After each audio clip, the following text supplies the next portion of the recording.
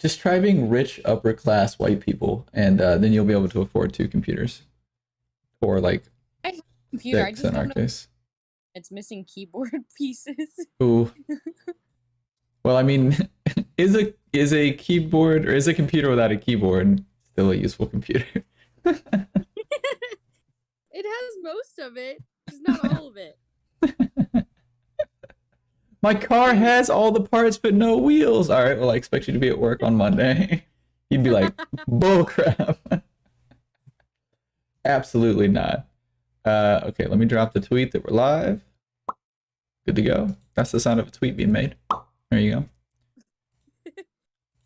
Somebody told me that that was doing that, or like the little or like a whistle or whatever. They're like, that's very offensive to people with Tourette's because they're like, people have that tick. And I was like, I have like the utmost pity for people with Tourette's and stuff. That's a horrible affliction, like a very invasive affliction that people have. I was like, but you can't just tell me that I can't like make a noise. I was like, that's like if I was doing it to make fun of them, yes. I was like, but you can't be like, but that noise is off limits. You can't do it. Welcome to our generation. 2021. I mean, the old generation was like that too. It was just different stuff. Yeah. Well, I mean, in the 40s they were upset about that as well, but it was other stuff like water fountains and bathrooms. Oh. Come at me, boomers. Actually, it's probably older than the boomers. But anyway, political and cultural commentary aside. So you guys, I guess as we left you guys, you were in like a shuttle cab back to headquarters, correct? Correctamundo.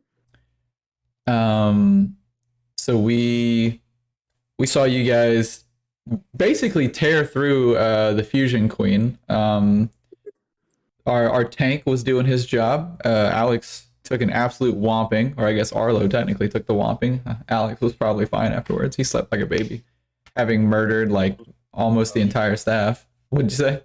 Yeah, definitely still heard about it.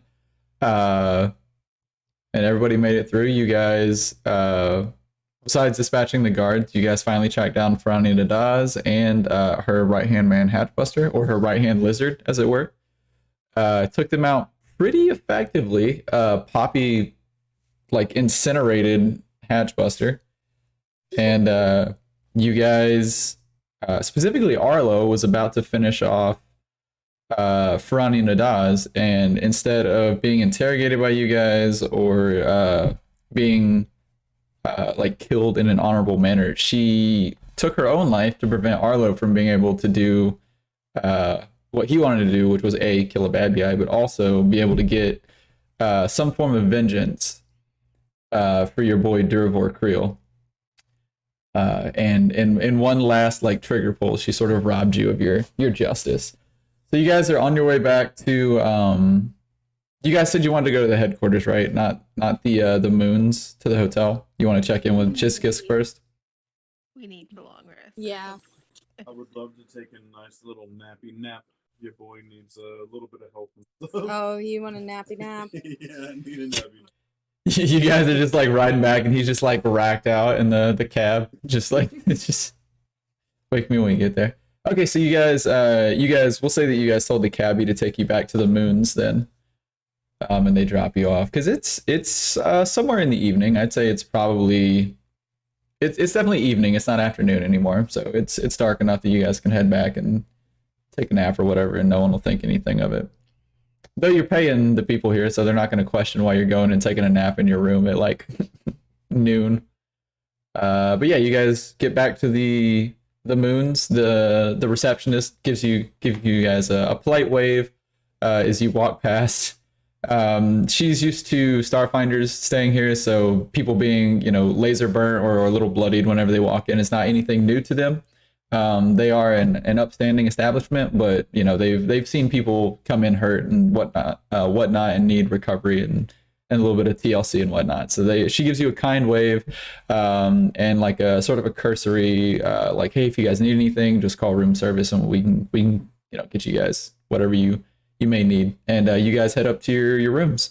I don't remember if you guys had split rooms or if you guys were all together. Do you? No. I think me and Shannon were sharing a room. Okay. I think we No. We all shared a room to make it cheaper because we like saving money. It's always good to save money. Okay. So what are you guys doing in the evening to like sort of cool off after day? Because Arlo was a warrior. He took he had, you know, some jobs in his past that were like military based. That's why he does what he does. And Shannon was a pilot in the war. I don't know if she ever saw any like hand-to-hand combat. But Poppy, you're a scientist. Like, how are you handling having been in like actual combat and seeing not only seeing death but being directly responsible for a good chunk of it? How's Poppy handling this day? He could use a drink, but it's okay. You know, he's seen his whole family die, so That's true. maybe a little bit of PTSD, but a little drink will help. That's Little yep. baby shot. That's what they teach us in the army. Yep. You may have PTSD, but just drink your problems away. Yeah, because y'all can't smoke the reefer. Yeah. Right. Please, government, let us eat edibles to deal with our pains. Okay, so Poppy's gonna have a little bit of sauce. What about the other two brave adventurers? How are y'all cooling down? Shannon is chugging water because she ate way too much jerky and it's really salty. But other than that- Dehydrated meat made you dehydrated? Imagine that. Keep in mind, she's also a large creature. She takes up like a 10-foot space in like game terms. So imagine how much water she's gonna put down. Like their bill is going up this month for sure. The water pressure in all the other rooms is reduced. Just like literally sucking it out of the sink because like the water pressure is not, or like the water's not coming out fast enough. Y'all get like a call and they're like, if you guys could stop, we're seeing like a lot of water consumption from your room. So if you guys are raising a garden or like some sort of hydroponics lab in there, please don't do that. Well, okay, so two of the three party members are drinking in one form or another. How about you, Arlo? What are you up to? knocked the fuck out. Nappy. Like, are you doing is it like a soldier sleep? Like we would literally just cross our arms and like lean against the wall, or like just lay out straight on the floor, or are you like 16-year-old girl after like a night out with her friends where they're just like splayed like across the thing, like mouth open, drool everywhere? Or are you like more stoic? 15-year-old girl. Having grown up with predominantly all female friends, yes. That's exactly what it looks like. The scene in Frozen where Anna wakes up in the morning and just like the hairs across her face and she's like all covered in drool. And the pillows are just everywhere. That's it. That's exactly the image. You know, he's not wrong. Yeah. Plus, I do wake up, you know, next to a woman quite frequently. Like, she doesn't have the long hair to be everywhere, but she does have the drool to go with it. So Never drooled until they took my wisdom teeth. that's, yeah, I could see that. I think I was the same way, honestly. Is it unwise to drool? Welcome to my TED Talk, where we'll be discussing salivary glands and wisdom. Anyway, so you're passed out, racked out. Y'all are good to go. Do you guys will get all your health, your resolve, your stamina points back, and all that. Is there anything you guys want to do character-wise before you hit the hay and mechanically restore all your stuff and start the next day? No, I think I'm ready to go. Okay. You guys hear the Pokemon Poké Center healing theme as you guys get all your stuff back. And you guys are back at full health and ready to go. You guys wake up. I don't know how Poppy wakes up. Maybe you're a little hungover. I'm not sure. Maybe you're a bit more wise with your drinks. But everybody wakes up. Since seeing the dragon completely. Yeah. Yeah. Yeah. Everyone's a little bit like careful with the sauce after you see Yeah. like What was in that stuff too, dude? Jabaxa had like some good stuff to knock out a dragon, apparently. For real. Poppy might need some of that for his It was like the equivalent of absinthe yeah, or something like dragon scent. I heard Allie from your mic. Yeah. The dragon's just like she's because she's a mystic. They're like, do you not drink for religious reasons? She's no, I just I like being sober. I like being sober. Thank God, Arlo is a Kasatha. Like, if you were a human or a Raxolite or a Skittermander, y'all would have just had to leave her there and just had like send somebody to get her. And no way y'all are moving him. But luckily, you've got the strength score to tote around a drunken friendo dragon. So, okay, so you guys wake up. Any rituals you guys like to have in the morning, like push-ups, stretches, you know? Coffee. What? Wait, what did you say? I said taking a shit. The bathrooms are fitted with several toilets in the bathroom of varying sizes. There's even one big enough for Poppy. But it's on the back of the one that's meant for dragons, so you can just like ride the little like lift up onto it. It's efficient. Toddler Yeah. toilet you put on top of the toilet. A literal upper decker. You just have like a second little. Okay, so Poppy has to have coffee in the morning, or else he's very grumpy. So oh, that makes sense. That checks out. check out. Does he have a favorite blend, or is he just like a whatever, make it black and get me going kind of guy? Black like his soul. What a dark little onion. He's spiteful. His family got murdered. Like Some person character development. Jesus. He just has a list in his like Hot Topic notebook that he bought on like Castrovel. The list of all the people he's gonna kill for like his family. So Death Note. Yeah. Little space Death Note action. That'll be a good side quest. You guys meet like a specter of death who's like, I have this tablet. You write anyone's name in it, they die. And you're just like, I got this. Hang on. He's like, what? All right, go ahead. Okay, so you guys drink your coffee, take your dumps, eat your beef jerky. What's Shannon doing? Shannon is doing her morning prayers and yoga Word. on the balcony. Downward facing dragon, my favorite position.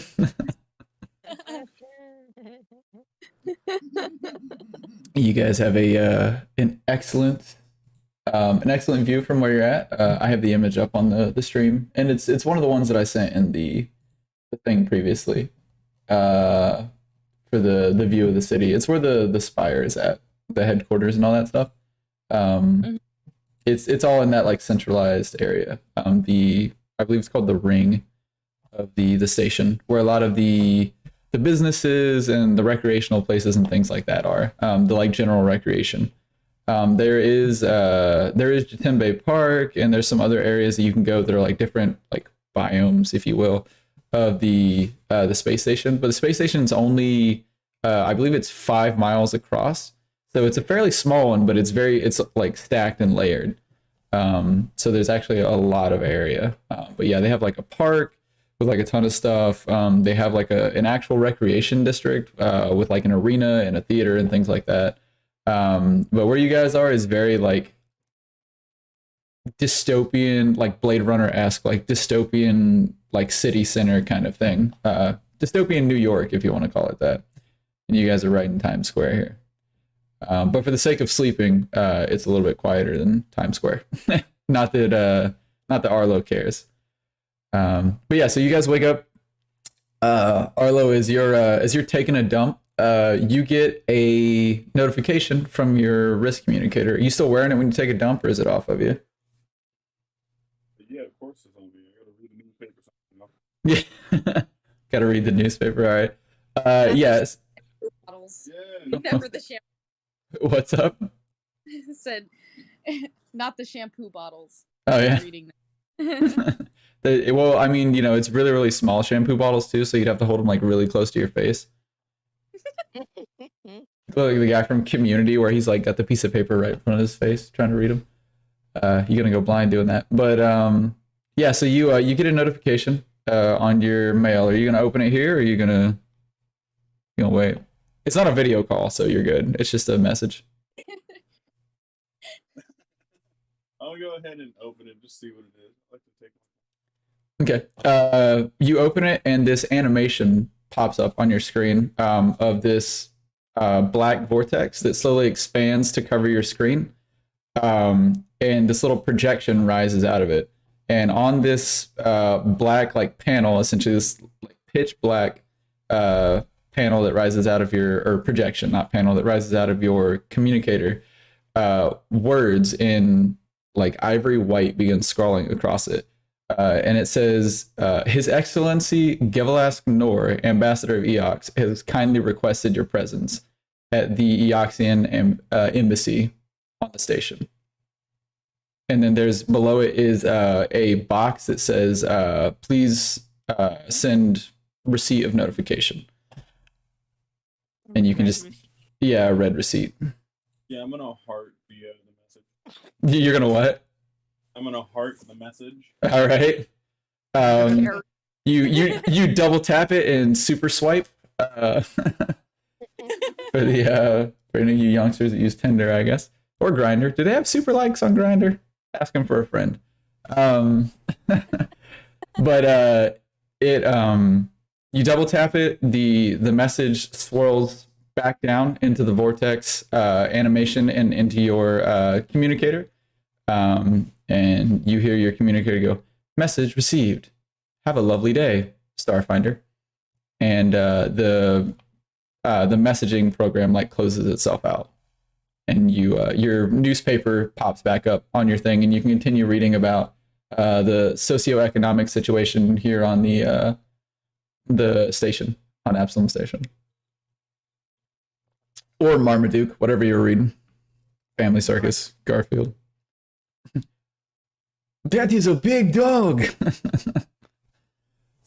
So, Arlo's up what he's doing and meander out to find the other two and tell them about our summons, say.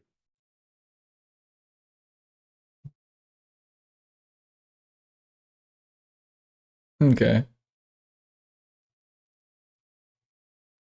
Other party members? No. Okay, so. I just blink at him a few times, just dead stare. Just sipping your coffee, like the I was gonna say just sipping my black coffee. what's the gif of Boo from Monsters Inc. where her mouth is like open and she's just blinking like Yeah. But go ahead.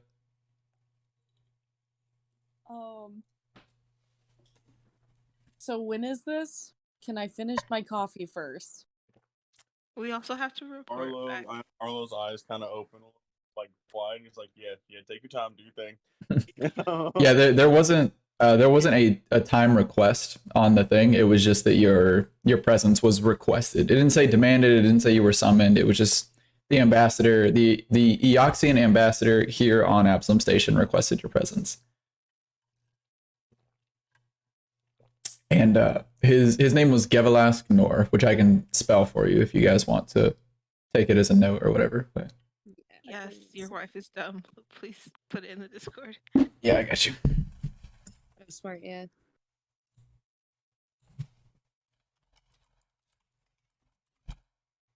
Boop, there you go. Thank you. Day to the nada. All right, Starfinders. What's your next move? I say we go give the information we need to first, and then we'll go see that dude. Yeah. Okay. And then maybe tell them that we've been requested to go somewhere to see Mr. Nor. Yeah. You need to pick easier names. Hey, it's in the book. His name's G. G. Or Jiva. Yo, Gino, what's happening? What's poppin', Eox? Let's go. And if you guys want, you can either do research or you can do a culture check to find out about Eox if you care to, or you can carry on about your day, Starfinders. Wait, we could do what? You, ooh, excuse me. You can either do a culture check to try and recall what you know about Eox as a planet, or you can do research on the internet or whatever you want, or you can just head out and go talk to Chiskisk. It's up to you. Yeah, I'll look it up. Okay. Let me pull up my stuff. Can I? Give me 2 seconds. 1,000, 2,000. Okay. What? He said, "Give me 2 seconds." Oh. Dad jokes. Meow, meow, meow, meow. So what would it be if I used like my internet thing? What skill check would I have to use? You can give me a culture check or a computers check if you want. Definitely go on with that. Yeah, I'm gonna do a computers check. Okay. Oh, you haven't applied your skill points yet. Oh, yeah, because you Well, brought you- in this. Well, you guys haven't leveled up yet, so. Yeah. Did you already do yours? Yeah, I did on one. Uh-oh. Cheater. Animal. Whatever. You can go ahead and put your points in. It's fine. I don't care. But yeah, I'll do a computers check. Never make it in the military. You never do anything until you're told. Wait. You know what I'm saying? You get Okay. something. Yeah, So you- can I not? Well, yeah, you can go ahead and put your points in. It's fine. Oh, no, I don't mind. That is fine. Wow. Would you roll a 1? Oh, Yes. Wow, really? Yes, I literally rolled a 1. But my computer's is 7, so it's an 8, which is still crappy, but you know. Yeah. You try to look up the planet of Yox, but you end up just looking up fun facts about yaks instead. Like the fact that they can pull quadruple their body weight. And they eat half their body weight in grass in the first 12 hours of their day. I So, get jealous because it can carry so much, Yeah. and I can't. So Arlo sees Poppy getting frustrated at everything, knowing that she's like he's like the computer thing, so it kind of doesn't make any sense. So I go ahead and try to look it up as well. It's because I didn't finish my coffee. do you have any culture points, Arlo? 8. You have 8. Technically, 7 because It's fine.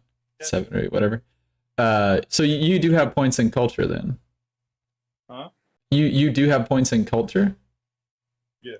Oh yeah, nice. Then I mean, you can roll a culture check if you want. That's waiting for you to say, my man. Words. I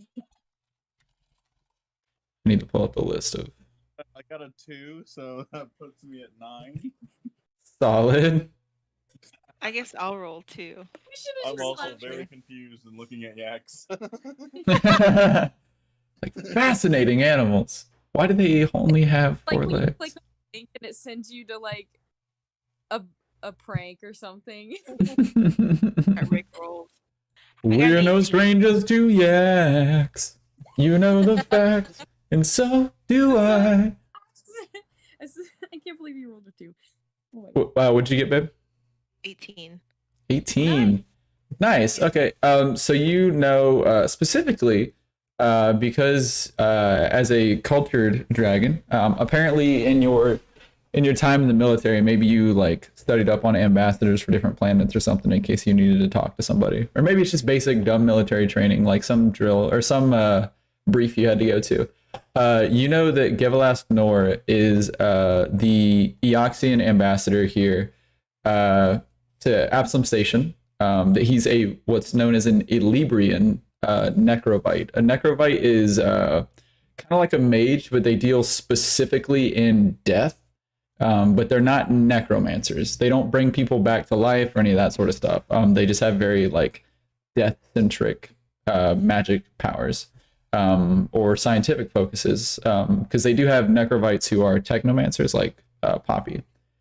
But you know that the planet Eox is inhabited by these Elybrians. They're the dominant race, much like humans on Earth. But in in the past, the Elybrians were forced to. They were once living. They were forced through magical rituals to convert themselves into undead beings, because their planet was undergoing a cataclysm that almost destroyed it. So the conditions on Eox are such that like living beings can't exist there.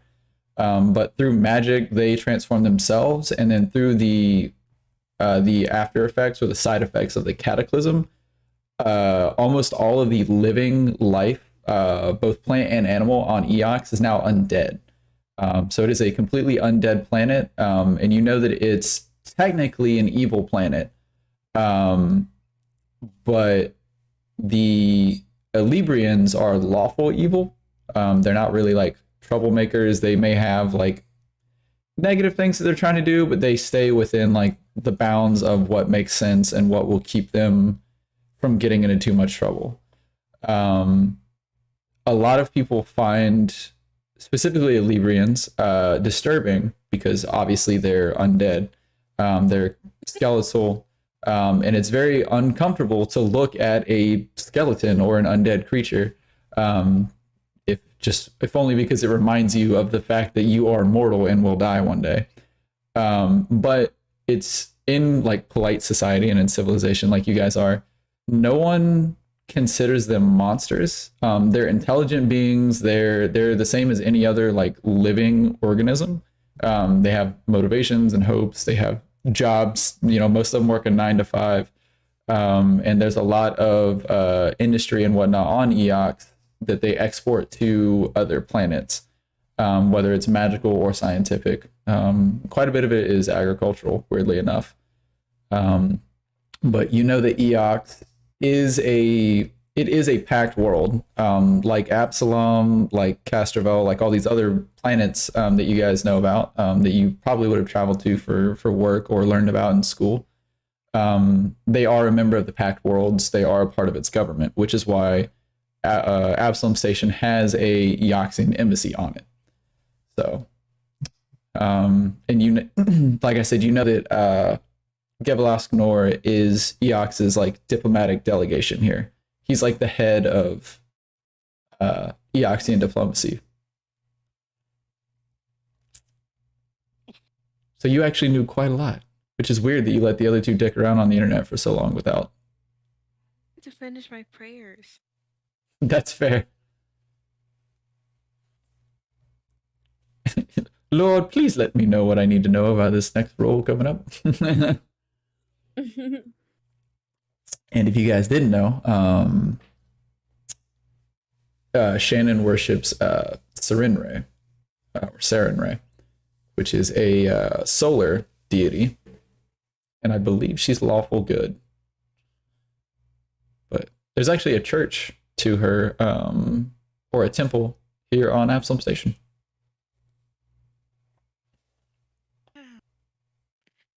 But we will. You can roleplay it if you want, or we can just assume that she tells them this.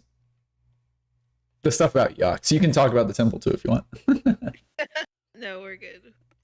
Y'all want to go to church? It's Easter Sunday.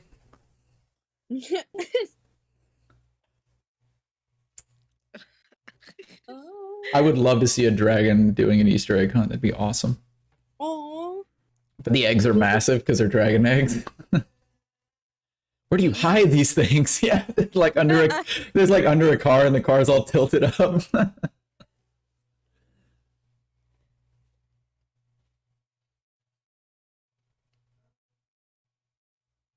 do we want to do?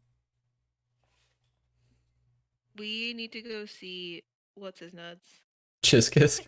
Yes. Ironically, who does not have nuts, but okay.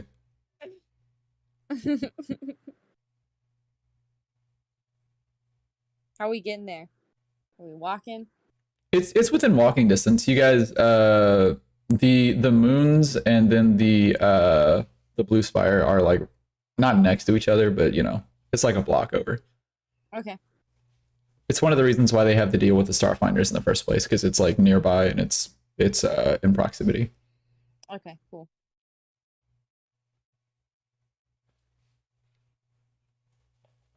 Let's go. Arlo, are you down to just go talk to Chiskisk first before we go? Your volume is very low for us, and I've turned you up all the way. Is she quiet for you, Magnet? Chris? She's a little quiet, but it's not bad. My deaf Alex over here can't hear her. Here, let me put it by your ear. What'd you say, Allie, again?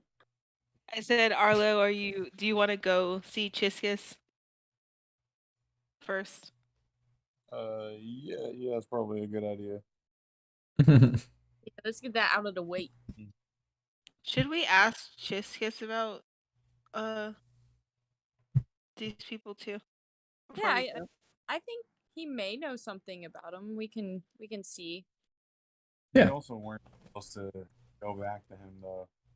What's up? We also weren't supposed to like use him like that. He didn't want us to. I mean, I feel like it's well within the thing, but you can certainly roleplay it. But he did ask you guys to check back in with him Yeah. after your mission. So you can bring it up to him for sure. I'm sure he like isn't gonna scold you guys for asking a question about someone. But you can't be like, oh, where's this thing at, Chiskisk? We can't find it. Please help us, Papa Starfinder. But the Starfinders are all about knowledge and whatnot, so seeking knowledge probably is not going to be something he chastises you for. And then you guys get you guys get in a fight with him. I said don't ask. Roll for initiative.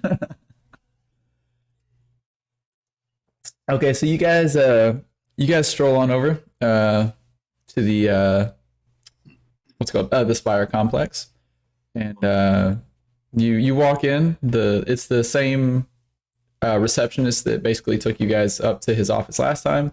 And she waves politely and she goes, do you guys, hello, Starfinders. She's just real casual. Hey, y'all, what's up? She's like, good morning, Starfinders. Do you need any assistance or do you know your way? Well, I don't know where his office is. I forgot. It's been like 2 days. That's fair. She goes, okay, no issue at all. This card will take you right where you need to go. And she hands you like a little, basically like a room key almost. And she waves behind her and she goes, if you use that on the elevator, it'll take you to the right floor. And then you just follow the number on it. It's room 203. You guys just zip your happy little selves on up there. And presumably you guys make your way to Chiskisk's office after that. Yes. Okay. You guys, not much has changed here in the office. You guys make your way back to Chiskisk's office. The door is already open.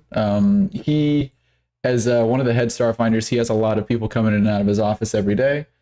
He has no reason to really have his door closed. He's always consulting with someone or providing advice or acting as a advisor on different matters and whatnot. So you guys walk in, but the one thing that you guys do notice is that I'm gonna put a picture of it up on the stream for everybody. Oh no, I've accidentally snagged both of these. It's all ruined. Well, all right. We'll just drop it out in a second. You guys do notice that there is a framed picture of Durivor Creel on his wall next to his bookcase. Just like not a very like refined picture. He's not all dressed up or anything like that. You imagine that the picture of Durivor is pretty much as Chiskisk knew him, as like a working Starfinder. He's got his data pad and he's in like his jumper and whatnot. Maybe taken like right before he went off like on a mission in his like earlier days or whatever. But it's just framed and put up on the wall in like a little place of honor as you guys walk in. And Chiskisk is waiting behind his desk, and he looks up as you guys walk in. And he goes, welcome again, Starfinders. I trust your mission went well.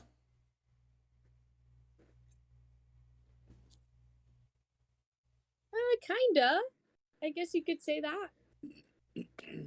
Could I? You three are alive and you look no worse for the wear. Maybe a little worn out, but overall not bad. How was the mission?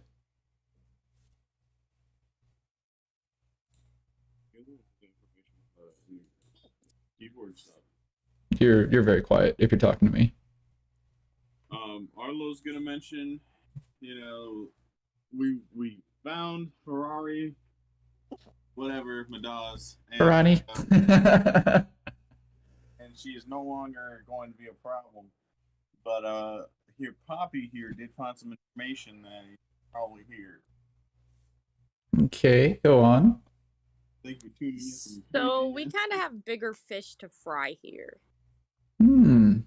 An old colloquialism, but fortunately I'm well studied in Earth history, so continue. What are these fish that need frying, young Raxolite?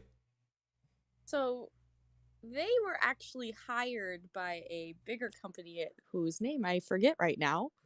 Astral Extractions. Astral Extractions. Don't worry, Starfinder, I've got you.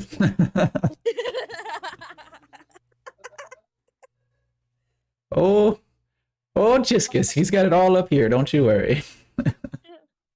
Well, they hired them Pronouns. to basic. Huh? You said they hired them. I was like, pronouns. I'm not good at this. Okay. No, I got you. I'm just teasing. Well, they hired the gang to, one, murder our pal, and two, to oh my god. This is why I wanted you to do this. What was it? To stop the shipment from happening? Basically they wanted them to harass the Hardscrabble Collective because Astral Extractions wanted the drift rock that Hardscrabble had acquired. And originally the Hardscrabble Collective was working on a contract for Astral Extractions. But there's a bit of a dispute between the two who actually owns the rights to the rock itself. So Astral Extractions hired the Downside Kings to harass the Hardscrabble Collective, the mining group. But the mining group hired the other gang, the level 21 crew, if you guys remember, basically as like protection. So All of the notes that I have are gone. what's up? Oh no. Can't even sign into them anymore. He lost all of his notes for Starfinder because his computer went bye-bye. Oh yeah. Yeah, we can go back over it off air if you want. We'll cover the stuff. Or you can just go back and listen to the content. But yeah, so that's basically Company 1 hired Gang 1 to harass Company 2 because of this like dispute they were having.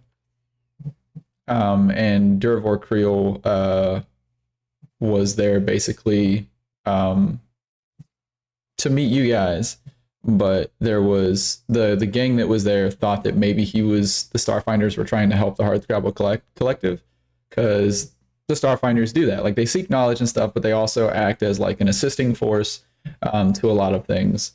And they're known as like helpers. It's what we do as Starfinders here. So the gang was specifically hired to kill Durvor Krill to keep him from helping the Hardscrabble Collective as well. So that's what you guys found out by like scanning Ferani Nadaz's datapad and whatnot.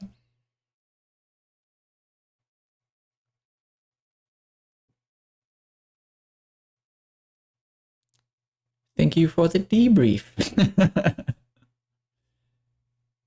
So is there anything you want us to do about Astral? Are we just going to leave that and let them kill our friends? Or Well, when you say that you dealt with Ferani Nadaz, what do you mean exactly?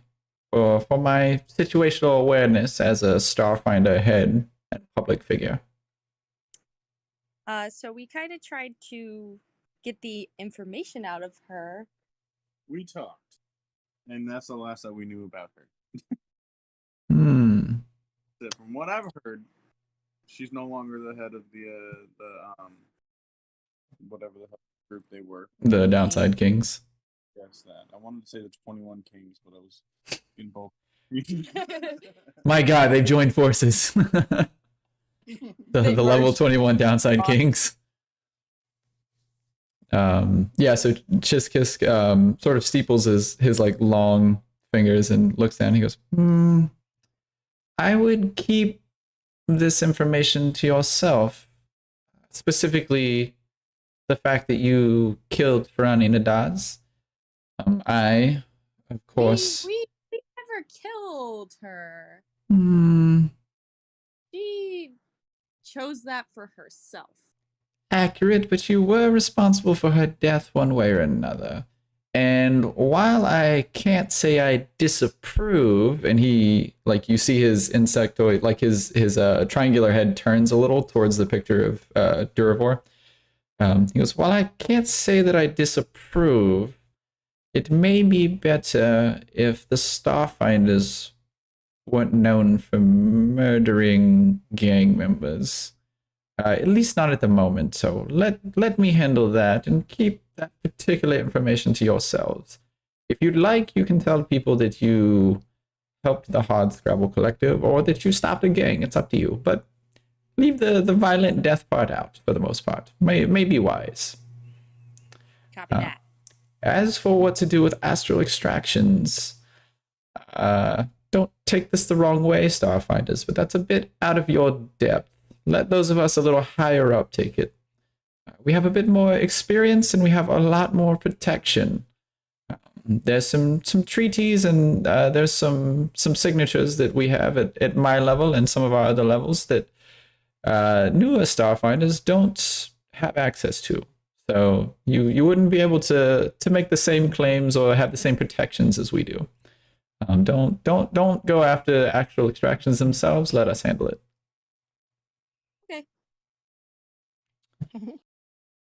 Fine by me. But I suppose congratulations are in order. You've completed your first Starfinder task in the organization, and though your mission, as it were, was a lot more difficult than the usual quests we give newcomers, the fact remains you've completed your entrance exam, Starfinders, and I welcome you as official members. And he pulls a drawer open in his desk and pulls out 3 gold Starfinder badges and slides them across the desk to you guys. And he says, you are welcome to keep your Starfinder Journeyman badges if you would like. Scrapbooking and whatnot. It's quite therapeutic. I make planners quite often myself. But these are now the official marks of a true Starfinder. Wear them proudly or hide them discreetly. It's your choice. And you see that they have like a little mag clip on them, as well as a place for like a link chain if you like want to hang them on something or wear them like the NYPD or whatever. But you can just stick them on your armor if you need to. And they're about the size of like a human palm, which I have to specify because literally none of you have normal sized palms in this group. But yeah, they're about the size of like a normal human hand. So they're easy to like stow away, but they're also prominent enough that someone could see them if you need to wear them for business or something. I like that. Do I get a miniature one? Oh, that's fair. He It would be as big as me almost. yeah. He goes, oh, we only have the one size. Sorry, deal with it. He goes, we could definitely, I believe we have some smaller ones. Hang on. And he like rummages around and he's like, no. And he's like, he reaches down in like another drawer and he finds one and he pulls one out and it's about the size of like a matchbook. And he goes, this is as close as we have. You may be able to shrink it if need be, or this should work fine. And he like wipes it off on his thing. It's like clearly like dusty and old because like most Starfinders are human or larger. They don't get a lot of smaller races just because of the nature of their work. But he dusts it off, he, like, breathes on it and wipes it on his sleeve and slides it across. And it fits relatively well on you. It's more like a small piece of like chest armor than it is like a badge, but it fits you pretty well. You just clap it on your armor and you just fall over forward. Strap it to your chest. I was thinking about using it as a headband. Oh, nice. That'd be awesome. Just like mount it to your head. It's just like a big like Pope hat almost. Poppy from the Starfinders is like, yeah, we can see that. You say like Rambo? Yes. Yeah, like an onion Rambo. That's awesome. A Rambo, if you will. Culinary joke for you. Yeah, so he sets you guys up, and with checking back in with Chiskisk and finalizing your mission, you guys are now officially level 3. Cue the music, Final Fantasy VII level up theme, streamers and pop caps and whatnot. You guys are good to go. Fortunately, we covered your spells and stuff like that, and I think at least one of you already put your points in for your stuff, but. But yeah, you guys are officially level 3. And Chiskisk closes the drawers in his desk, and he's rummaging through the bottom. He's like, there's actually quite a lot of different badges in here. I should really start handing these out. Anyway, never mind that. Arlo has a couple questions for Chiskisk. Now, go ahead. One, we got a request for an invitation to I don't know what his name. Gavalask and Nor. Gavalask. Yeah, whatever. Hear him saying yeah. He's like, yeah. But do you know anything about him? And should we be mindful of anything if we go to meet him? Well, as Starfinders and adventurers, you should be mindful of everything you come across. But yes, I know Ambassador Noah quite well. I've met him more than once at functions, and I've even dealt with him a time or two whenever Eoxian citizens have come to the station, as is protocol, should they need the help of the Starfinders. But yes, he's an upstanding member of the station. He always does right by his people, and I've never had any issues with him here on the station. Okay, good to hear. Second question: do you have one just the one of these badges just a tiny bit smaller? I want to put it on the hilt of my sword. Everybody's a diva these days. I think it's he starts digging through the thing, and he's like, man, back in my day, well, Chiskisk became a Starfinder. You just took the badge they gave you. You didn't ask questions. He just pulls a thing out. He's like, this should fit a sword just fine. And he slides one across. It's slightly bigger than Poppy's, but it's definitely smaller than yours. And it's got like a clasp on the back, so. Just get you a big one like Monster Hunter or like Final Fantasy, where it's just like takes up the entire like hilt of this or the handle of the sword. Okay. Well, that covers the fashion portion of this debrief. Arlo, if I may ask, why do you ask about Ambassador Noor? This question, as I said, you sent out an invitation for us to meet him. Interesting. Did he say what it was for? No, why are you asking? Why'd you say interesting like that, huh? I thought you said he was a pretty reasonable dude. He is, but normally they go through Starfinder headquarters to contact people. Maybe they didn't know we were Starfinders. What's up? Maybe they didn't know we were Starfinders. He called you a Starfinder in the thing. He said, have a good day, Starfinder. Well, maybe he didn't know. Chiskisk doesn't know that he knew. That's fair. He goes, like, well. I don't know. Maybe we're just on people's radars that some other people aren't. Well, normally. Freaking metal thing. What's that?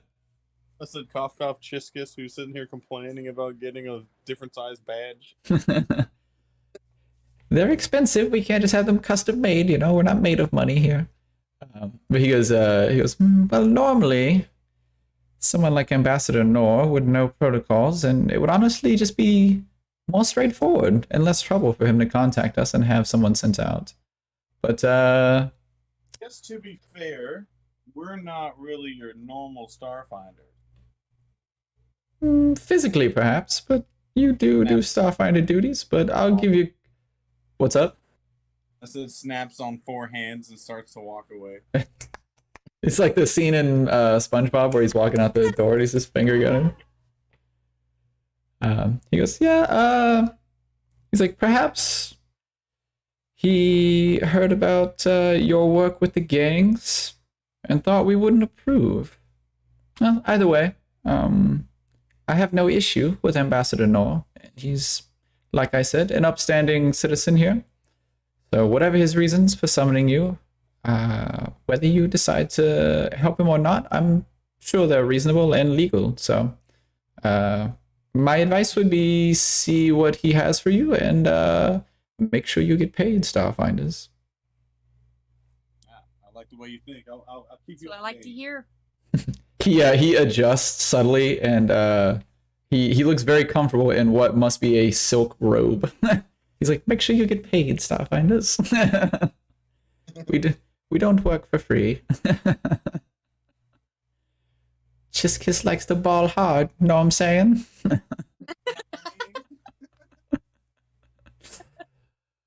But yeah, that's all the advice he has for you in regards to Ambassador. Well, actually, he goes, just be aware that though he summoned you informally, he is still an ambassador and a political and democratic figure. So you can be rather casual with Chiskisk. I don't mind. Starfinders, we like to be a family here, and we're sort of a laid-back industry. But, well, he is an official person, so mind your manners until he gives you permission to do otherwise. Otherwise, you may find yourself, well, out on your large rears. And as with everything, Starfinders, know your audience. And always get paid. And that's all the advice he has for you about Ambassador Noor. But if you guys have other questions, I'm sure he'd be happy to answer them. I'm good. Yep. Yeah, I'm good too. Okay. Wine before liquor, never sicker. Keep that in mind, Starfinders. All right. Well, if you guys are done, you're free to leave. He doesn't have any new missions for you. If anything, he's you guys are gonna go off to see Ambassador Noor, so he doesn't want to like weigh you guys down with that whenever there could be a potential mission coming up for his Starfinders. But also it's custom to give you guys some downtime between missions as well to decompress. So what were we saying? I said, what a guy. What a guy. Technically, I'm a bug.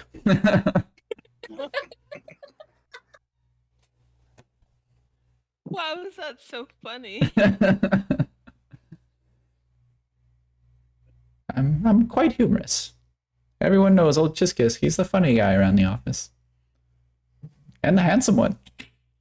And he like finger guns and it's a click like I did, but it's like very insectoid. It just sounds like a regular like insect click because of his mandibles. Have a lovely day, Starfinders. And remember, always get paid. All right, beat. Okay.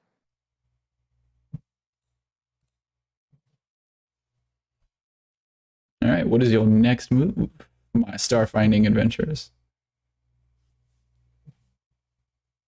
Y'all need to go go to the arm.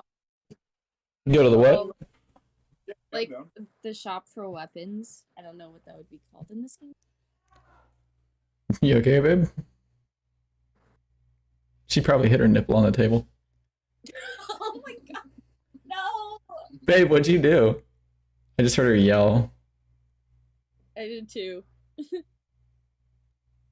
Dude, being pregnant sucks. I feel for her. They're like, man, you baby your wife. I was like, I should. I pamper my wife anyway, but she like is literally carrying my offspring. Why would I not make sure she's super comfortable? Let me go make sure she didn't stub her boob or something. I'll be right back. Talks amongst yourselves, Starfinder. And remember, always get paid. Always get paid.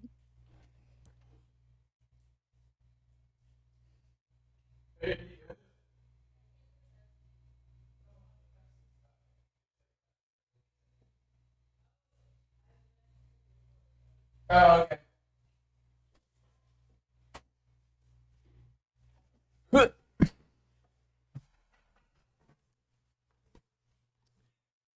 Okay. Yeah, she was just getting up to go to the bathroom and she kicked the. We have like a 24 pack of Pepsis that's like by the door and she just kicked the daylights out of it. So she's good. But that's why she wasn't answering me, was because she was already out of the room. She's like literally on the other side of the house. So, but she whoops. I should have ran a button. There we go. She'll be back in a second. But yeah, so you guys are free to move on. Oh, I was asking if there was like a shop we could go to buy weapons and armor. Yeah. If you want, we can do that off stream. That way you guys can browse a little bit more. But if not, you guys are more than welcome to like have a shopping day or whatever if you want. But yeah, if you just want to find armor that's like within your stuff or weapons and grenades and equipment and stuff, we can do that and then. Yeah, we can just do that before like we start the next session or something. Okay, yeah. And like if we end up getting into combat this session, then like I mean you guys have proved that you're capable with what you have currently, so and you guys are level 3, so you got your new spells and your new health and all that stuff. So Wait, 3 or 4? I can figure out how to level. You guys level 3. You can help me, hon. I already leveled. I already leveled all of you up on your sheets. Oh, that's why. Skill points ready to use. See that? Go here. You're still on my screen. There you go. Go down to skills. Yeah, it should be like 7 out of 14 or whatever. Go right. Too far. It's literally Too far. so this number. Literally me anytime I tell a joke, bro, too far. But you can have, and you need to put 6, 7. Get delightful cups like this and more at your local Starbucks. Stole this from my mom, by the way. Yeah, I'm not happy that you've been using my cup for over a week. Yeah, well, I keep washing it and using it. Equal to your level. Insensitive. Oh. Would you like me to wash this one and let you have it and I'll use the other one? No. It's okay. What do you want me to do? I need a good sized cup to drink water on while I stream. Use the cups that I bought for you. What cups did you buy for me? All of the ones in the cabinet that aren't my Starbucks cups. Besides this one. I did not buy that for you. Then why am I drinking out of it? You hate me. I don't hate you, Starfinder. And remember, always get paid. According to Jason, the crypto market is still suffering.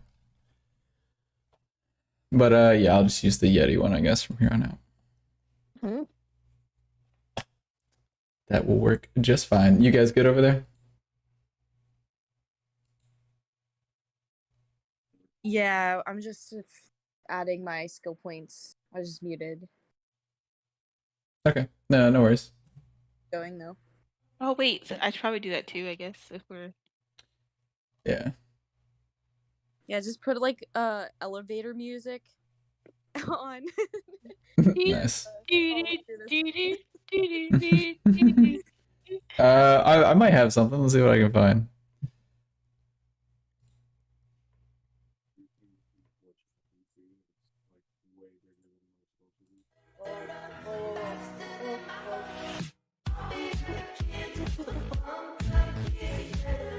How's that? I love it. I do have some, like, I swear I have elevator music.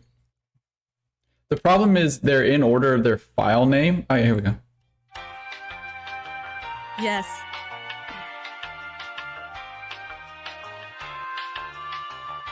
I love that.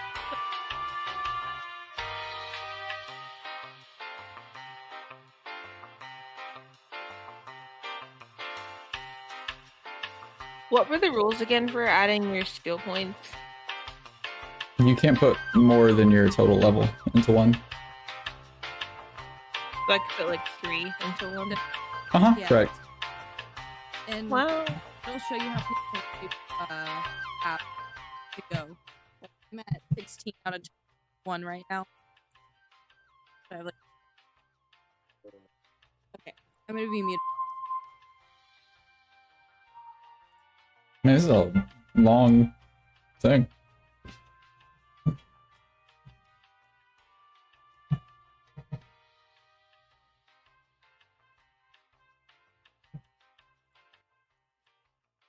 All right. Are you guys just adding your points or whatever? Yeah, I'm just about done. Okay, no worries. You wanna talk through what you're doing? Which ones you're picking and why? Oh, I chose, 3 for computers to make it 9. So, like, my hacks, bro. You know. I did, you can only invest up to your level. Yeah, well, I added, 2, 3. Like, 3 total in the rank. Oh, okay, I got you. For a total of 9. Added 2. For that, yeah. Okay. So it's and then I did medicine 2, Mm-hmm. and it's a total of 6 now. Nice. And that's what did I just do? Oh, perception plus 2. For 3, because I want to get that a little higher. Oh, whatever. It's at 3 now. And that's all I've decided so far. Okay. I like it. I have your character sheet pulled up now. No, I need to build that because I'm pretty scary. So Ow. Bless you. yeah, I'm gonna sneeze one day and go into labor. Oh, don't do that. There's so many things that'll send you into labor. Hot showers, sneezing. Yeah. I don't know if that's true. I'm gonna do that this time. I Better just said it. better safe than sorry. I mean, I feel like it works. All right. So yeah, your engineering and your computer skills are up there for sure. Babe, did you add Shannon's points in? Yes. Interesting. I'm good now. Well, I don't remember what I put them in. All I remember is that I put 2 into stealth and sleight of hand. Nice. intimidation up to 4. Nice. This onion's getting scarier and scarier as we go, so I might as well just. Yeah. Hey, you're not wrong. Shannon's got a point in pretty much everything. I like it. Mm. Ironically, no point in your profession, but just missing one in profession, sense motive, and survival. Nice. So, what's up? Oh, sorry. Oh, I don't know if you were asking me a question, but so yeah, actually, one of the things that Allie's basically done here, even though like a lot of people like to min max, they're like, yeah, all my points into like these 3 stats or whatever. It also like definitely, because some skills like culture and computers, mysticism, like if you don't have a point in it, you cannot roll it, like because they're trained skills only. So there's actually no skills that Allie can't roll in, I don't think. Oh, that's cool. Because survival is an untrained skill, sense motive is an untrained skill, and then profession is obviously a trained skill. But you're a cook by trade, so I guess you can't roll cooking checks. But I guess Arlo's probably got you. I don't know if Alex, if you have any points in your profession, but I think it's hilarious that you both picked the same profession out of like 30 things you could have been. Because I did both of your things, your professions before. I ended up doing Ray's character sheet with her, and I was like, if she picked cook, I swear. Like, I was like, we are having a like cooking day where you guys just like, there's gonna be a TV show, and you guys are gonna go on the TV show, and you're gonna have like a vid chat TV thing, and you guys are gonna cook. I swear. So. Oh my gosh.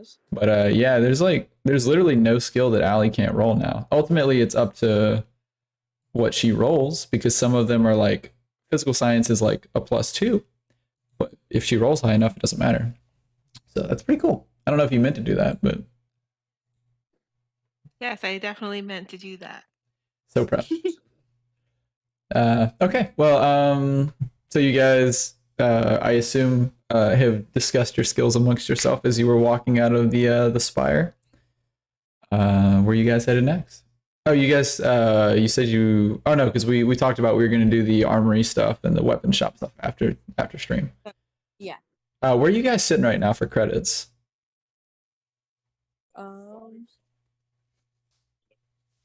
500 would be Okay, Alex has 500. 400, but I also didn't add whatever credits we had at the for the end of the last session. I don't know if mine's right. Hmm. Mine says 1,000, Yeah. but like on the dot. I don't know. That's kind of weird, but I've seen weirder things happen. Okay, well. Well, hang on. Let's just go back and look and see what the guys had the last thing. So the Vesk had. This is what the people watch for. It's inventory management. So he had 200. Ferani had 500. Let me find the thing here. Another 600. So just from that fight alone, what did I say, 500 for Ferrani? Yeah, 700. Yeah, so 1,100 credits total from that like last fight. And then the 500 UPBs, which I think Arlo was holding on to, because it's easier to keep those all in one place than split them. And then, oh, Arlo, you also have some drugs in your arm. Don't forget about that. Yep. Nope. If you want to use those or sell them, but it's up to you. And then they had the other guys. Oh my god, it's not on this page.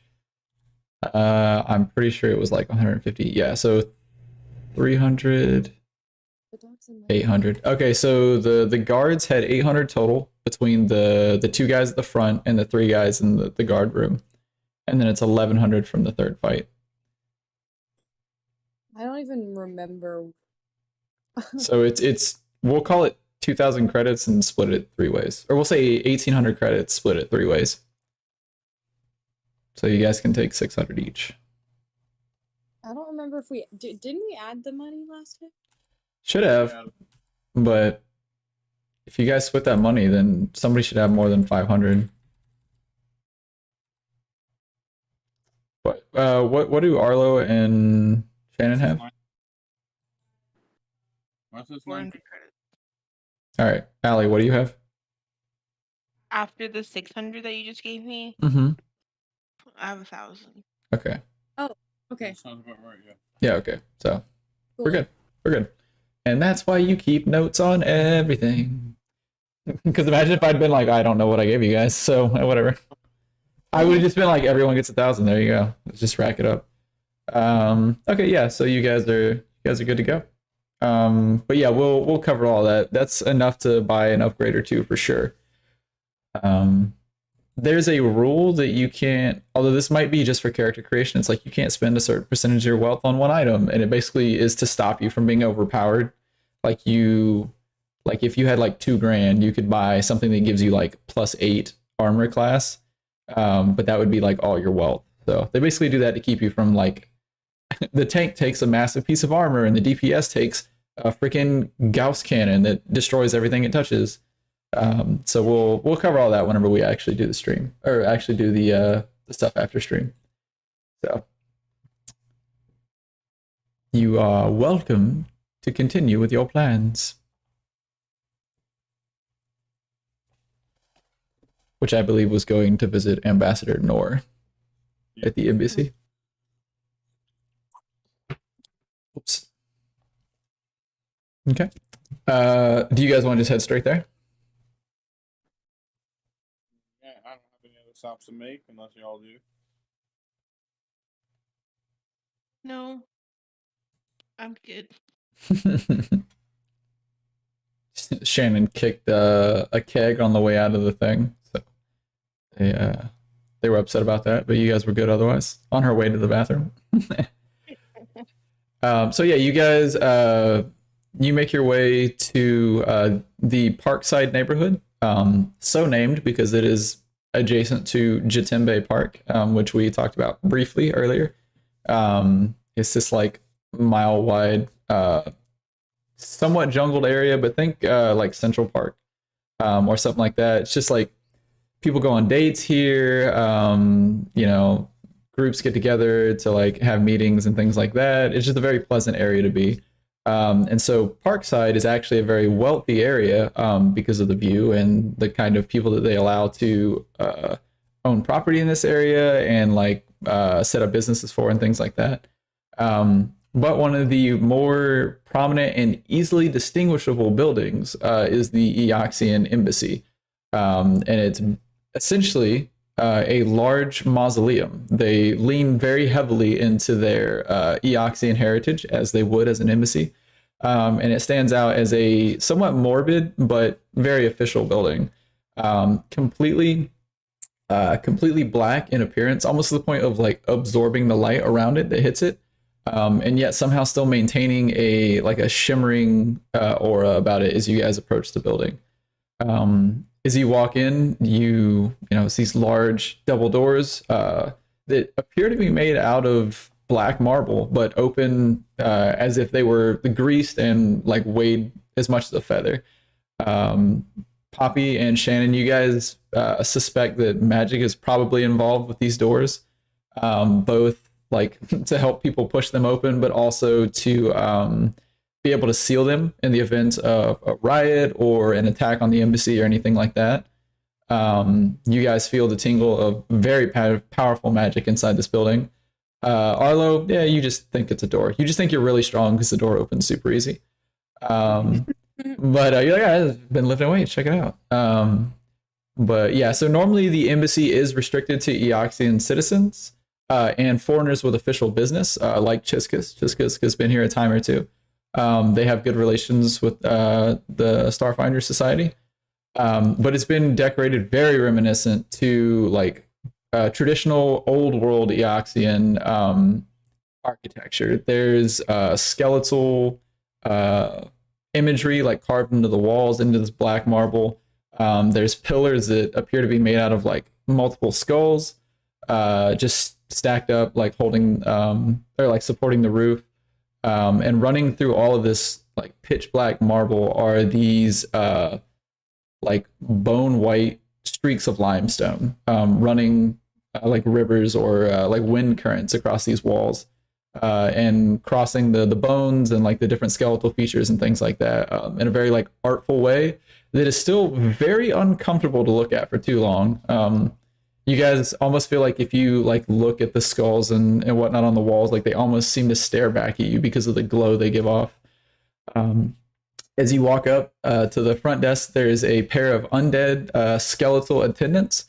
They obviously don't smile at you whenever you walk up, but their posture and their like facing and their general stance gives off a very warm and greeting filled sort of aura. So as you walk up, the one's jaw just opens. It doesn't actually move. It just opens, and you hear, "Welcome to the embassy. How may we be of service?" Are you guys wearing your badges? Depends on my weapon. Your weapon's on your back, right? Huh? You carry your sword on your back, though, right? Yeah. So he probably won't see my badge. Yeah. Are Shannon and Poppy wearing theirs? I don't see why not. Okay. Mine's a headband, so yes. Oh yeah. I forgot you had your strap freaking ramp bow down there. There you go. Welcome to the Eoxian Embassy, Starfinders. I hope it's safe to assume you're the Starfinders that Ambassador Noor is awaiting. That is correct. Okay, well, right this way. And they lead you down a hallway. The tingle of magic in the air seems to be more confirmed as you guys walk further and further into this building. Further than it would seem possible from the outside. You guys suspect the inside of the building may be dimensionally altered so that it actually has more space. Because in the Parkside neighborhood, as you can imagine, space is a premium. Or property space is a premium. But the Eoxians are very magic and science heavy people. So they've expanded the inside of this place with hundreds and hundreds of rooms that they can work from and handle all of the Eoxian ambassadorial tasks that they need. But they take you past like room after room. In one, there's like two skeletons like standing by a water cooler, like talking about like whatever the latest show was or whatever. The one just has like a tie on. It's just like just the tie. He's just a skeleton, no suit or anything. The other one's like drinking coffee. It just like goes like across his ribcage and stuff. It doesn't actually like go in anything. It just spills on the floor. And there's another Eoxian just standing there, another Elibrian just standing there waiting to mop it up. You guys walk past another room where a meeting appears to be taking place. Somebody's up in front of a magical projector with a screen, and he's reading off a presentation. You guys don't really like understand the words; they don't make a lot of sense to you. It sounds like it's common. You can hear like verbs and some nouns in between, but they're using a lot of high level political terminology and magical terminology as well.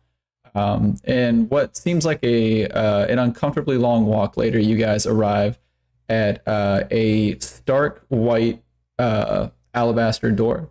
The skeleton that's been guiding you touches the panel, and the door slides open.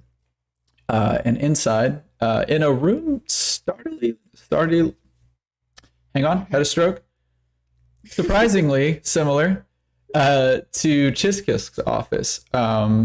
Obviously, there's a desk in the middle, in like the prime space of the room for the best amount of productivity and whatnot. But across the walls, there are these large stone bookcases full of everything from like old, probably magical or historical texts, to racks of data displays and things like that. One wall being covered in screens that show stocks, different forms of graphs. One of them just has like a horse race on, with these like mechanical horses that are like racing down a track. And as you walk in, the Elibrian looks up from his desk and gives you a nod as you enter.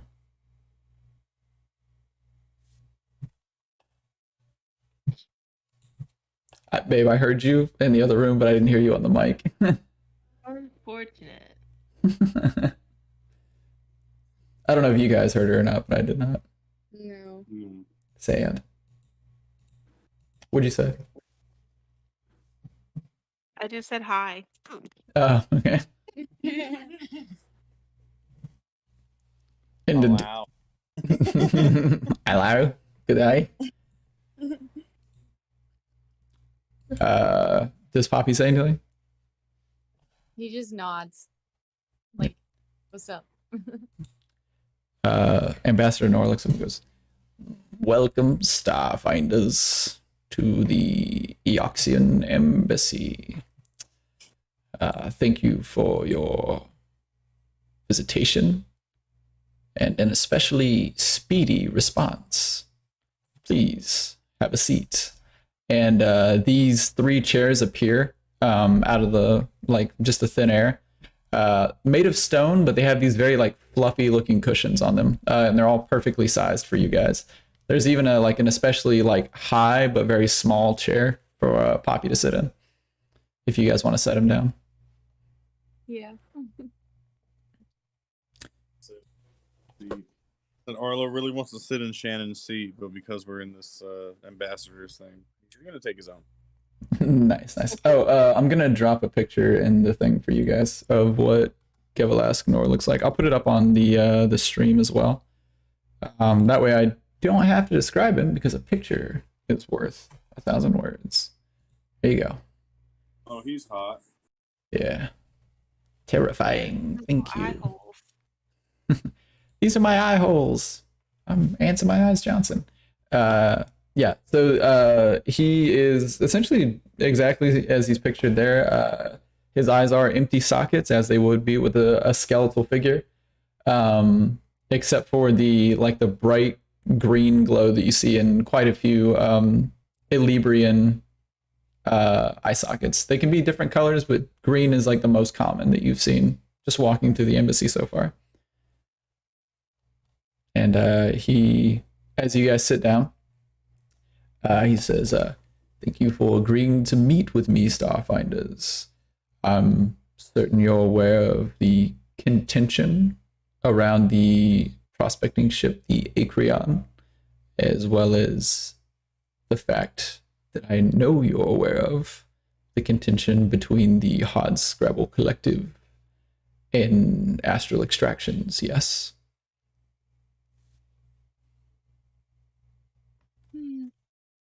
How do you know all this? I know. Well, Poppy just trying to keep that innocent look. yeah. He's the reason everyone's dead. Well, your question leads me to know that you are aware of all these things, so thank you for that, young Starfinder. But as for how I know about it, well, I'm a high-level political figure here on Absalom, and it's within my best interest to be aware of threats to Eoxian citizens on base. That includes... Consider us a threat? What's that? I said you consider us a threat? No, don't interrupt me. He says threats that include gang violence and shootouts on the docking bays, specifically Dock 94. I appreciate the haste with which you wrapped up that gunfight, and I very much appreciate you dealing with the gangs down in the Spike. You've dealt with, you've removed certain threats to my people. Because of our nature, a lot of Elybrians and a lot of Eoxian citizens prefer to live in the Spire, or in the Spike. Why do they have to put the Spire and the Spike in here? They're so similar, but they're two completely different places. But he goes, Do not interrupt. yeah, do not interrupt. Leave me be. But because of your actions, the base and the space station, I keep saying base, space station is a safer place for my people and the people we associate with. For that, I'm thankful. But it is your ability to deal with these problems is the reason that I've summoned you here. Alright, so what do you need? As I said, you're aware of the tensions between the Hardscrabble Collective and Astral Extractions. The essence of this dispute is a stone, it's an asteroid, which is just a very large stone if you're not an astrological genius such as myself, known as the Drift Rock. Both parties say that they have a claim over it. Astral Extractions owns the contract, but the contract itself was for potential mining resources. Hardscrabble Collective says that that only applies to planetary resources, not mobile resources like the Drift Rock. They're claiming the Drift Rock is its own entity and therefore is not subject to the contract. And from there, it gets a bit muddy, what with legal terms and contracts and whatnot. But what you, Starfinders, what's that? I said boring. Yeah, I agree, but such is the life of a diplomat. But what you should concern yourselves with is how I'm involved. As a mediator, as a diplomatic figure, and a democratic figure, sure, why not? I offered my services as a mediator in hopes of finding a solution that is, shall we say, equitable and profitable for both factions. Because as you can see, gangs are getting involved in, we'll call it human nature, for lack of a better term, even though most people here aren't human, yes. When human nature gets the better of us, we tend to get violent and we get fighty. And that's the last thing I want. So Get fighty. Yes, it's a political term, perhaps. Don't worry about it. Shut up. Don't interrupt. And remember, always get paid. Do you have any questions regarding the background of these groups? Or would you like to hear the next proposition I have for you? Mostly, and I'll revert to what I said last time. What do you need? What do you want? Oh, but also, could you send a link for us? So what? The information. Oh. Background, like, Nope. of Astro. Take notes. Yeah, I'll write something up for you guys after this. Okay. Because it's all the same stuff that you guys have like sussed out. Really, he doesn't know that you guys did such thorough research, but you guys rolled really well on your culture checks and your tech checks as well. So you guys know quite a bit about these companies, and like essentially what you know is what he would tell you. Yeah. Yeah, so he straightens his collar a little bit and looks down and presses the fabric of his shirt down, because like you know how suits get whenever you sit too long, they like wrinkle up and whatnot. But he adjusts himself and he goes, well, the first step, of course, is the opposing claims. The thing that we lack most is evidence. I can help two groups until the end of days, but without empirical evidence, neither group will accept what the other one wants to say. Now, because of your recent endeavors with some more notorious and violent groups, people have begun to speak of the Starfinders a little bit more these days. So if you help me with this, your assistance with it will carry a great amount of weight. And additionally, you are a third party. You guys, the Starfinders respect peace and you respect diplomatic reasoning. So as a neutral third party, you are neither beholden to astral extractions, nor are you beholden to the Hardscrabble Collective. So both parties will see you as a fair third party. So if you can get to the bottom of this matter and what happened to the Acreon and the Drift Rock, and find some evidence aboard the ship and potentially aboard the Drift Rock, that will help go a long way to resolving this dispute. On that matter, how do you expect us to get out there? I don't exactly own a starship. We have a suborbital cannon that I will launch you from. Yeah! You don't need to breathe in space, do you? He goes, we have a ship specifically ready for you. It is not your ship. Do not misunderstand me. It is merely a method of transportation we are going to allow you to use. You'll be responsible for piloting it, as well as defending yourself if the need arises on your way to the Drift Rock and the Acreon. But because you are independent parties, obviously we cannot send anyone with you, because they would influence the outcome or potentially plant evidence. So it must be you three and you three alone, unless you can find someone in your Starfinder association. But otherwise, it will be you three. I would like the three of you to go to the Acreon, find out what happened to its crew, ascertain the value of the asteroid cargo, if there are logs, and then find out if this Drift Rock is truly as mysterious, and he gives air quotes, as the media and everyone here on the base claims it to be. What do you say, Starfinders?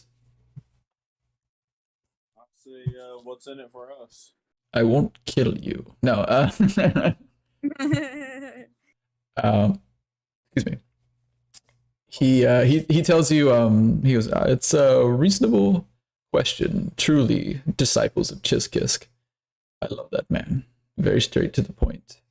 For each of you, you will be paid 600 credits for your effort, as well as not having to buy a starship to get there. We can also give you background information if you need it, on the two parties, as I said. And you will also have this with you. And he holds out his hand, and a small drone flies up. It's about the size of like a quarter. He goes, this drone will record everything that happens on the Acreon. You will not be responsible for taking notes, keeping a journal. That way, human error does not, or dragon error, or Kasatha error, or Raxolite error does not come into play, and no one can dispute the notes or the evidence, thereby wasting my time and yours, and also disparaging your reputation as Starfinders. All right, that sounds all good and everything, but this seems like a pretty mighty task that you're just asking 3 people to do. Don't you think you could do a little more than 600? No. All I'm asking you to do is simply go and research what happened on the ship. No one, as far as any scans can tell, no living creatures remain on the ship. We need to find out what happened. If you'd like, I'm sure we can discuss further payment with Chiskisk and see what he thinks is appropriate. But 600 credits each is what I've been authorized to offer you at the moment. Could you at least give me dinner for now? I mean, you want me to do this, man? I'm hungry. We have maggots and we have worms too. What would you like? Jesus fuck. Just kidding, we don't eat. Do you want a snack? Here you go. And he he taps a thing on his desk, and like a thing like lowers on the wall, and there's like some alcohol up there, and there's like some sandwiches and stuff. He's like, I'm just kidding. We have regular people here all the time. Have a snack. All right, well, with my stomach fully snacked up, I'm ready to depart. What do you guys think, Poppy and Shannon? Who's flying? Obviously, Shannon.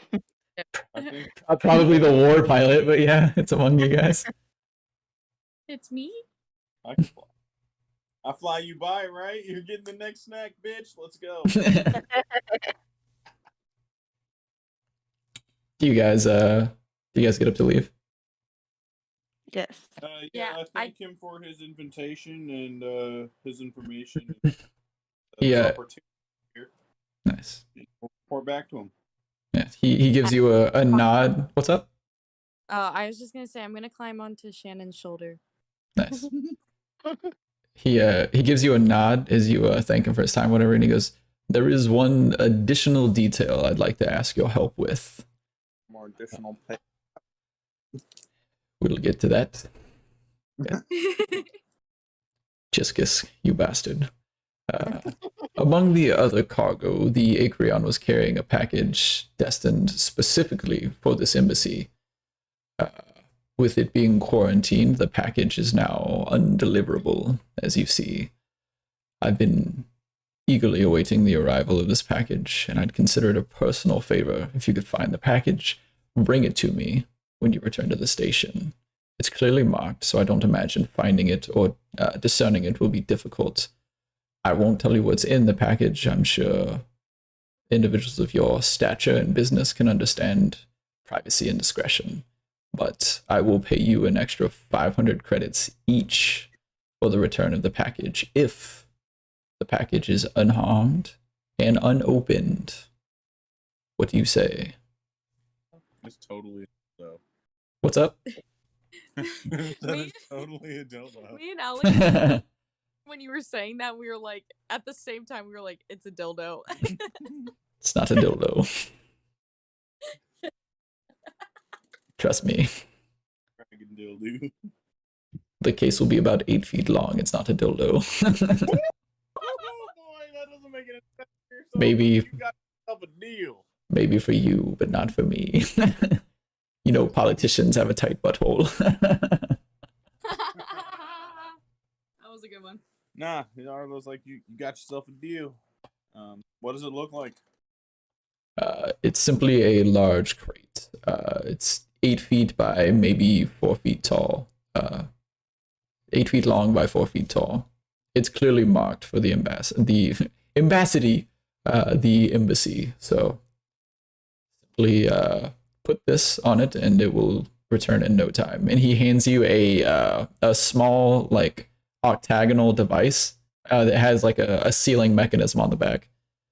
It says, if you place this on it, it will transmit the package back to me. here at the embassy. We have a special bay exactly for this sort of thing. So we don't like to use it. These are very expensive and they're very valuable magical science items. But don't break this and don't break the package, and the pay will be yours, Kasatha. Sounds good. As Arlo grabs it and puts it into his little armhole. With the drugs? Not to show him all the drugs, yes. Well, you can only fit like one bulk of stuff in there, so you might want to just stick that in a pocket. Put it on the drone, because if the drone gets killed, you know it is what it is. The drone is only the size of a quarter. It's like it's very small. Okay, I'll put it in my pocket then. Oh There my you go. God. Just trying to help you out. Got to maintain the continuity. You put it on the drone flips over, it breaks, and he's like, "No pay for you." Can't trust anyone. Okay. Excuse me. Did you guys have any further questions or any targets after this? Any plans to go after? Mm-mm. Nobody, no. Okay.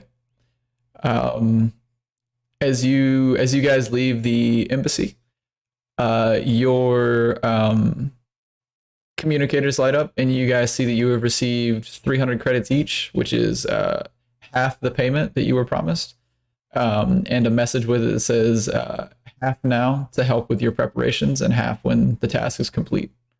Don't disappoint the embassy. Best of luck, Starfinders. And I am free to tell you guys that's because you weren't dicks. So you guys get money before the mission. If you guys had been an absolute dickbag to an ambassador or like a political democratic figure, he would not have helped you guys out. But it's in his best interest to like fund you guys and like make sure that this gets solved, because he really is like just trying to make the base a better place and make it safer for like everyone, but specifically for Eoxian citizens. So it's in his best interest to help you guys. But yeah, the ship will be ready for you guys the next day. There's some prep that has to be done and whatnot, but it's all cleared. Ship security and or not ship security, station security and the docking bays and stuff are all aware. You guys are on the ledger and all that stuff. So you guys are free to prep up or return to Chiskisk or whatever you guys want to do. I'm gonna just send a text to Chiskisk basically on my responder. Okay. And let him know just a slight brief about what's going on, and that we'll be departing the station for an indefinite amount of time. All right. He sends you back a confirmatory message with a kissy face, followed by a second message, which was, "That wasn't meant for you." And he sends you a thumbs up emote. As you're looking at your communicator, sending a message and being slightly confused about your relationship with Chiskisk, you receive another message in the little image, like the thumbnail, if you will, for the image, is a black like square with red asteroids in a circle, and in the middle it just says HC on it, on the like little thumbnail. Okay, what the fuck does it say? You just open it up. I feel like it's gonna be a bomb, but fuck it, yeah. I farms. Well, I mean, unless it's like a worm bomb or something in your thing, you're probably fine. Yeah, so it opens up and you see that it's a message from the Hard Scrabble Collective, specifically an individual named Otal Sarisi. And he invites you guys to his ship named the Dust Runner in the Armada. You guys, specifically Shannon, you can roll a culture check if you want to see if you know about Captain Sarisi or the Dust Runner, since you're a fellow pilot. Or you can just pass on it. It's up to you. I mean, yeah, I'm gonna roll. This is like the second time I rolled. It's a very roleplay heavy episode for sure. You said culture. Yes. You can roll with advantage because it's finding out about a pilot. So, Well, I got a 19 plus 5. oh, nice. You're good to go. So you know that Captain Cerisi is an Akatonian, which is I believe, a desert planet. If it's not, we'll just retcon it. But he's a red-skinned human from the planet of Akaton. He's. Yeah, you can't just say fucking Indian. You mean Native American? Oh no! You're gonna school me on stuff. Oh no! Ooh, canceled. Bam, 2-person campaign. Let's go. Your thing comes on, and Gevalasknor is like, that's really problematic. Trust me.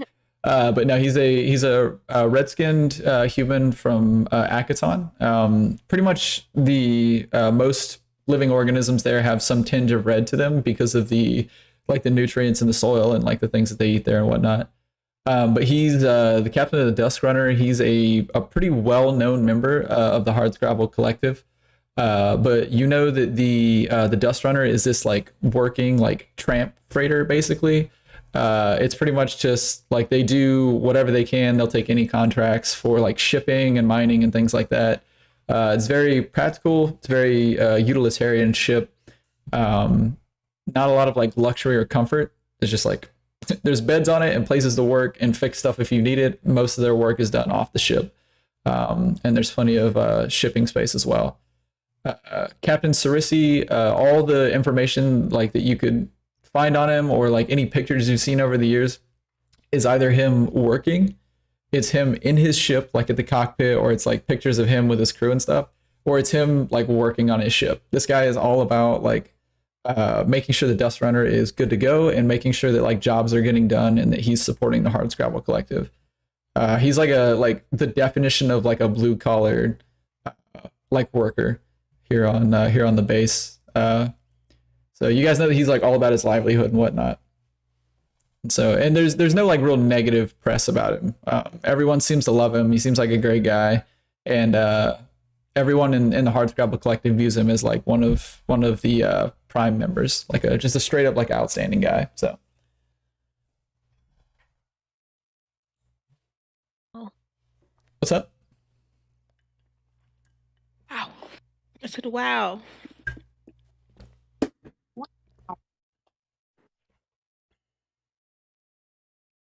You guys can choose to meet with him, or I mean, you got a day to kill at least. So whether you guys want to meet with him or not, he is one of the people interested in it. But with us. What's up?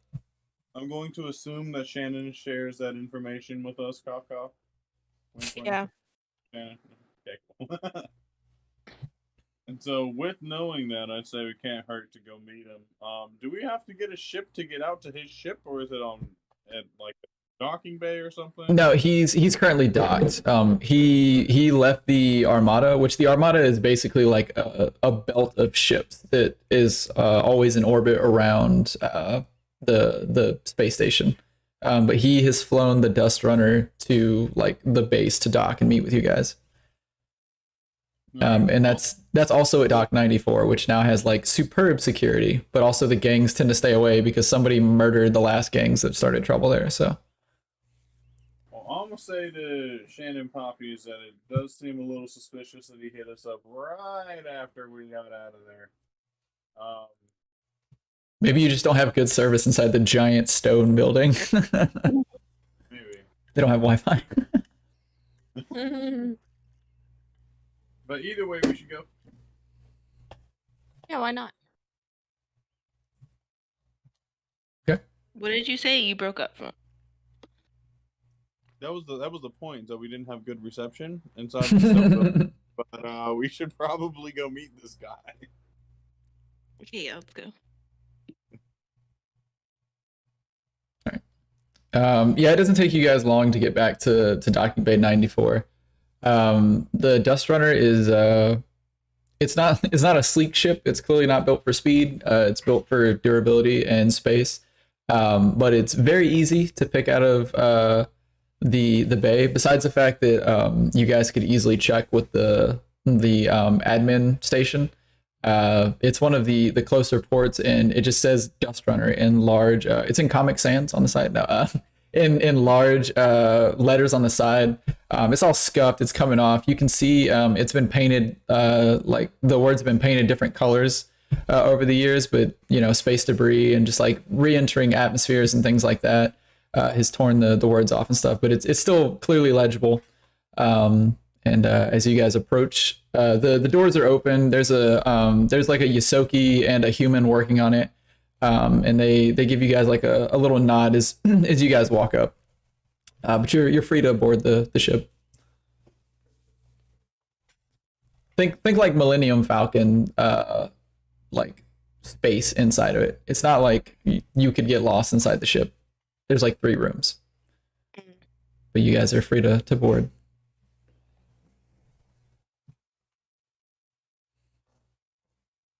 Come on, Vominos. Let's board. Well, I'm on Shannon, so I'm just chilling. He's like, onwards, dragon. I'm like laying like hammock. That's adorable. She rocking you like a baby with her wing. Ah! This is on in my head. I'm using my headband as a sleep mask. Somebody has the best job in this trio here. It's me. And I'm not sure if it's the one who gets all the snacks or the one who gets all the naps. It's definitely not Arlo, though. He's definitely got the short end of the stick.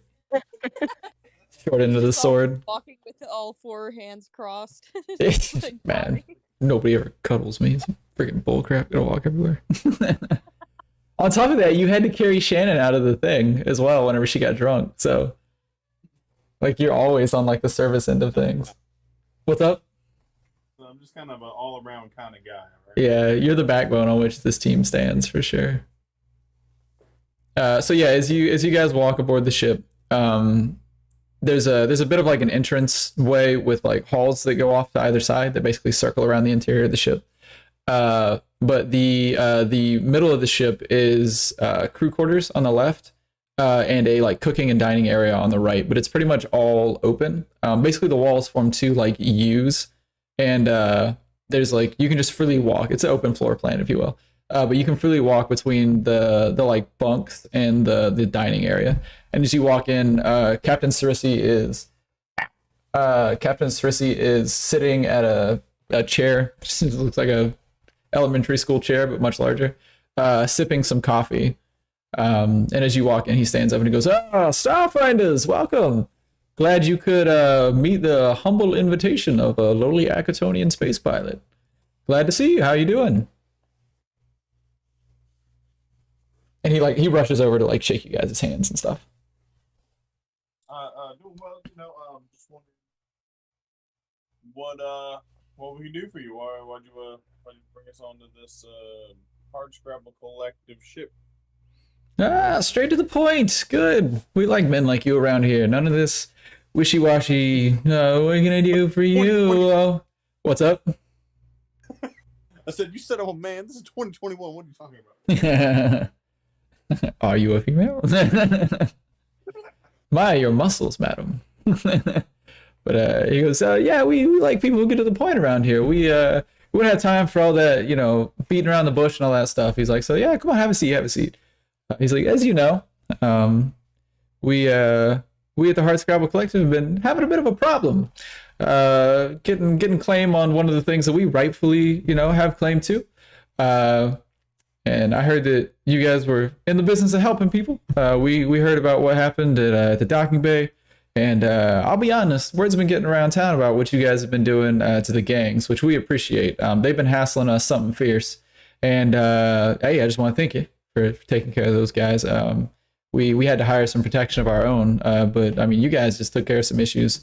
I guess on the basis of being good people. Maybe you guys got paid. I don't know. Maybe you guys were doing something, but appreciate you taking out that gang. Like I said, they were causing us some trouble. We're pretty sure the gang was hired by Astral Extractions. We don't have any evidence to say that, but it's kind of the way things get done around here sometimes. But yeah, I appreciate you coming out to meet us and hearing what I got to say. But as you know, the collective, we're not rich. we're not like astral extractions. We don't have like a ton of money. We basically we go out, we work 9 to 5, whatever, however the sun rotates. Work throughout the week, get drunk and party on the weekends, try and like make a living, just do honest stuff. Honestly, we're just working class. A lot of us come from bad situations. A lot of us can't really go anywhere because of our money situation. So we just try to be a family here. I'm not gonna ask you to do a lot. If you can find out the truth behind all this stuff and help us get the drift rock, that's fine. But really, all I want to ask you guys to do is, if you can find out what happened to the crew of the Acreon, it would mean a lot to us.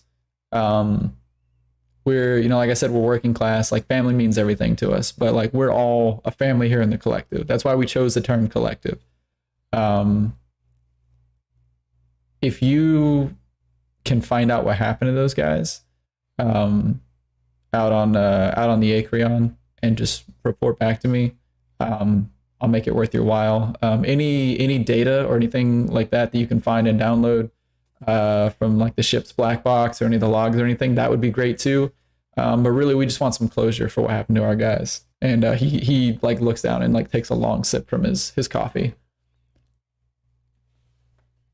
Oh, well, that's a fair request, and I feel like I can do what we can to assist you there, but I will be brutally honest with you. We're not here to help either one side. We're here to figure out the honest truth and see what's just in the situation. I'm not saying which one side did right and one side did wrong, but we're just here to hash it out. We are a peaceful, non-biased third party. We'll do what we can to assist, and whatever proof or evidence or claims that you have that the space rock is your space rock, we would appreciate actually having that. Right. Okay. He goes, yeah, the whole claim thing, that's in court right now. That'll be whatever it is. Any evidence you guys find out there will just be truth, and that'll help us.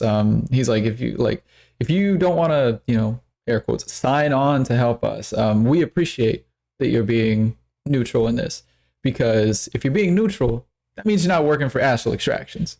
Because if you're not on their payroll, then you're helping us just by simply finding the truth, because the truth will help the little guy. We're okay with whatever you guys do. If you find logs, if you find data, all that evidence coming back, that's just gonna help us and help our platform, because we're honest as the Earth's rotation is long, or well, maybe not Earth, but Absalom Station's rotation is long, he goes, as long as you guys go out there and you just do the right thing and you just find the evidence and stuff like that, that'll help us. But like I said, all I'm really concerned with, like, at the end of the day, that Acreon contract that we had and the drift rock, that's all just money. It'll help us out a lot, sure. But at the end of the day, we just want to know what happened to those guys. Like, that way their families and their friends can get some closure. So Yeah, I respect that. And you'll know as soon as I do what I know. As long as it concerns you, that is.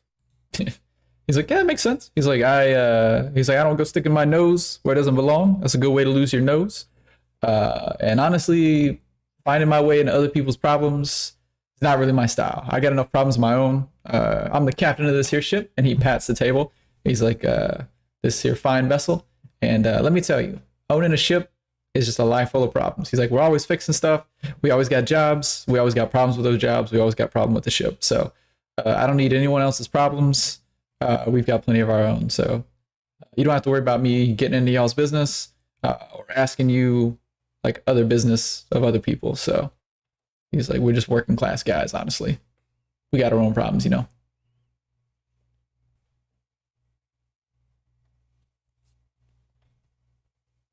Lit.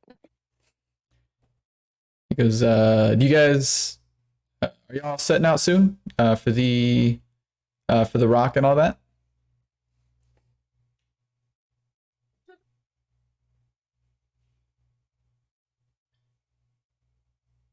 You guys want to go now? Oh, we can't. We can't. We gotta wait for the ship to be. Yeah, the ship's not ready until tomorrow morning. Okay.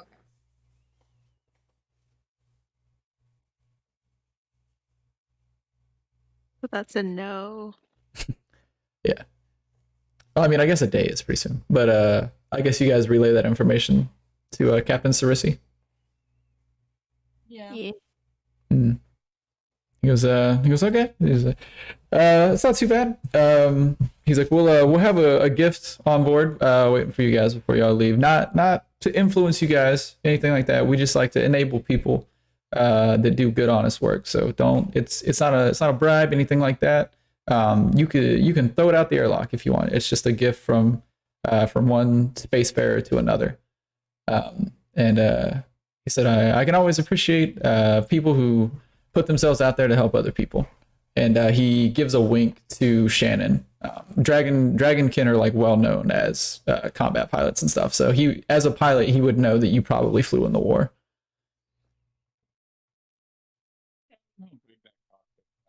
What's up? You're breaking up. But can you imagine how big that cockpit would have to be for that dragon to fit in there? I mean, yeah, they're designed like cockpits are pretty big anyway. But you know, most cockpits are designed to be like ready for any race that wants to drive them. So, what'd you say, Ray? Could you imagine Poppy trying to drive it? That would be so funny. Just like stood up with the tentacles, just going crazy. You'd probably be really good. You've got like 6 arms. Man, you guys would be the ultimate ship crew. Y'all have like 30 arms between the 3 of you. Except Poppy would get like stuck trying to pull something down. I just imagine like Arlo walking by and just grabbing Poppy and just pulling him down like a lever as he's like dangling off the thing by a tentacle. Yo, give me a hand. Got you. So yeah, he downs the last of his coffee and stands to shake you guys' hand if you guys don't have any other questions. Yeah, no. All right. Yeah, he's like, all right, have an awesome day, you 3. Thanks for being good folks. The base really needs more good folks, and Starfinders are always welcome. And if you let old Chiskisk know that if he needs anything from Hard Scrabble, we can help him out. And we're sorry to hear about what happened to Durivor. We weren't on base at the time, but we heard about it shortly after we got back. So. And he waves you guys off the ship and like goes over to work, goes over to talk to the Yosoki and the human that are working on the ship. Okay, so I guess we leave. Presumably. I put my sleep mask back on and take a nap. Just prank Poppy, just leave him there. Just like, well, it'd be a terrifying way to wake up, wouldn't it? Usually like, especially like for someone your size, you just wake up in the middle of a docking bay. You're like, oh crap, I gotta walk. Though I think at some point you can take flight as a spell, which would be funny, but. Flying onion, oh no. Shannon technically also has access to it, but she can fly because she has wings. Being a dragonkin gives you wings. But not energy, apparently. So I have to drink Red Bull for that. So tired. But all right, so what's the next move for the old Starfinders? Y'all gonna head back to the hotel or grab some food or do what? Food. What was that? Food. Food. Food. Speaking of, I need to eat. I haven't eaten since breakfast. Okay. Yeah, I was about to close out the adventure anyway, so that'll be good. We can grab some food. Cool. All right, so the credits roll on this episode as the camera like pans out of this like little cafe, and the 3 of you are like sitting there eating your sandwiches, and Shannon's got like a big pile of like sandwiches in front of her or whatever. Poppy's got like just the one, just stuffing his face with little tentacles or whatever. Arlo is just racked out in the booth. He's just like not eating his food. Just asleep as always. Oh no, Ray muted herself. But Yeah, sorry. he has what? A phone call. Oh, okay. Yeah, no worries. But yeah, with that, you guys just sort of take care of your needs for the day, go about your business. And after you guys grab some food, I assume the characters will head off to maybe arm themselves for this first time being off base, actually, since you guys have arrived. And then, of course, we'll handle that stuff off air, and you guys will be kitted up and good to go whenever we return for the next session. Okay. Sounds See. good. You guys are good to go. I'll catch you guys around. And Allie, I'll see you in like 2 minutes.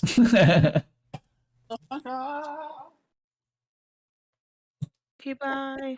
Boy. Okay.